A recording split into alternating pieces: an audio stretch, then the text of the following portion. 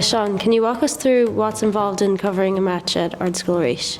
Yeah, so it starts nearly at the start of the year when you'd be getting headshots of the team and you'd be getting kind of their player profiles and stuff, and you'd have that ready then, so that when there is a fixture date, then that you'd know the team and then you get their headshots and you've had that all sorted before it. And then it kind of starts then the Tuesday when we meet in class, when we get the fixture and we kind of get wind of it and who's going and who's going to be on the Instagram on that day. So from then, when you're getting the kind of timeline then on Tuesday, and then when it comes to the match, it's just the matter of the people who are there, just getting, maybe is the team getting onto the bus or running out for the warm up or the captain's going up, and then you'd obviously have the player or the person on Instagram then doing the scores, and then you'd have a fella then interviewing a player after the match, be a man of the match or a captain or someone,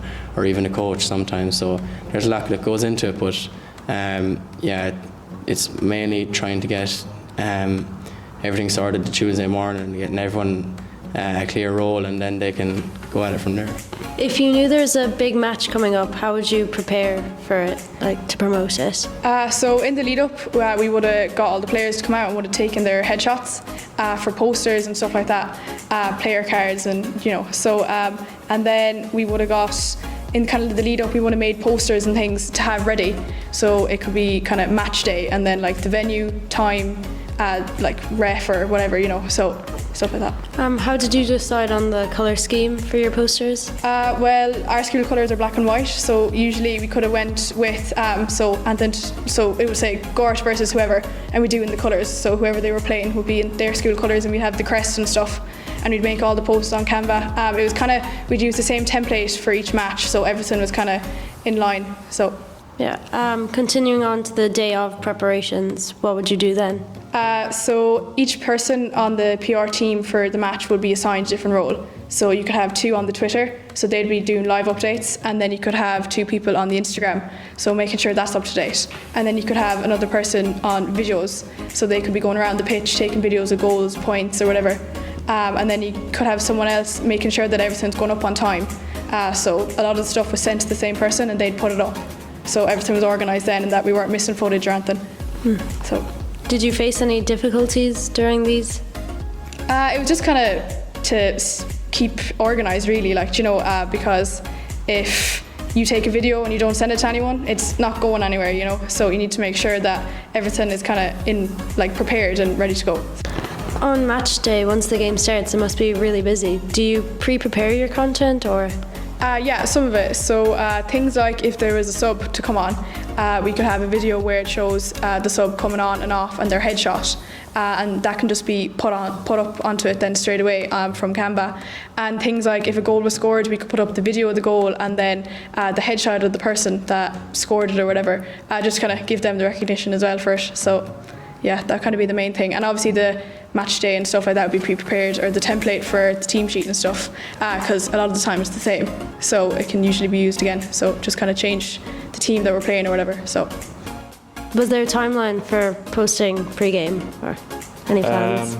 You kind of use the same things every match, really. You kind of start off earlier on in the week, maybe you might put up just what time the match is on, where it is, and then as you get closer to the throw-in, you might do more and more content. So you might get the team sheet with different player shots, and then you have closer, then you get the team getting off the bus, and then you might get them coming out for the warm-up, and then you get the captains, and then you might get the throw-in, and then from there you might put up the score, maybe a few clips of free takers or whatever. That's what it is.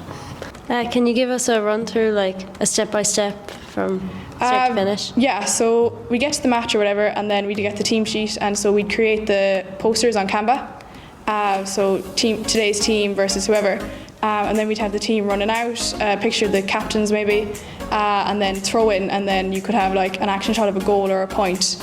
And then if it was like kind of getting tough at the end, you could be like 2 minutes to go, and then just kind of the halftime score or whatever as well, full time. So what did you find was the hardest part?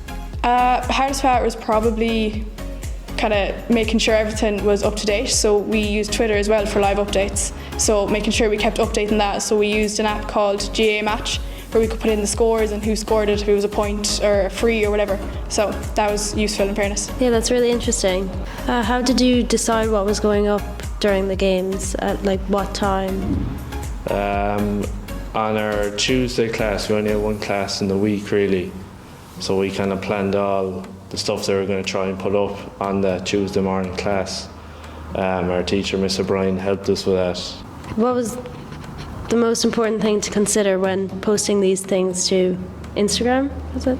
Yeah, it was probably just the timings and being prepared going into it. As Jack said, on the Tuesday we'd have kind of written down everything that we're gonna put up on the Instagram, and then from there it's just be included in on the day, and whether coming up towards the match you're in the right position to video the warm up or the captains or whatever it is. So you're just trying to be prepared and come into it with all the boxes ticked, I suppose. Is there anything you want to add? Well, you just try to keep it simple really. No one really wants to read a big ream of writing on the poster. Just try and keep it simple, just the heading. If it's a match, the venue, the times thrown in, who we're playing. That's kind of all we want to include in it.